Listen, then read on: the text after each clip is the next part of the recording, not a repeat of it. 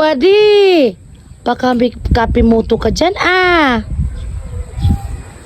Kumusta si Wangbo Junior? Ay, Diyos ko baga.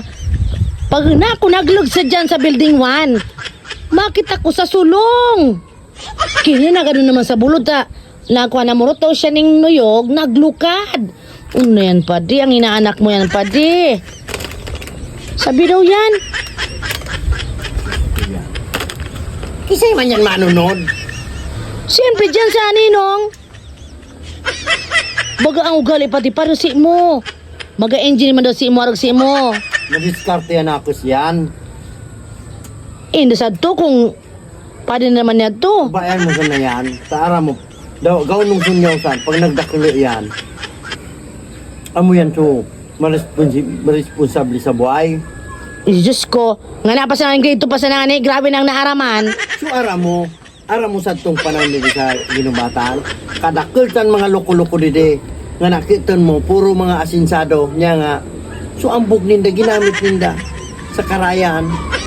Baga si sabi mong malang buksan ni Wangbo Junior. Din man nga ni Ian manunod. Isus ko talaga. Maski sa luhulong, sa bulod, awinda kung sa mga kaibasan. Tara mo, kung bukan tuyat to sa mga katong para makakusagambot. Nga nakitan mo, malang ride sa mga buhay. Nga yan pagsabihan mo nga na di magparalo. Tapos yung ngaran niya, WA pa sana na rasurat.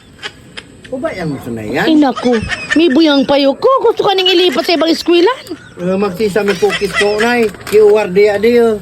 Tama-tama, di pa man ako nang amirindal. Dutot mo din sa kape mo to. Mag-igos ka barang. Ba, isang kape mo to? Siya mo sana yan. May kape nilo. Yan, at saka sumalunggay. Lunggay, oh. Gusto ko yan. Plat. Pwede pa yun, may kape mo. Mutan kay Kuwang ko ta. Amo na pa di. Wala Di ka. na ako. Magkape ka na muna Bay yun. na, sige na, doon na ako.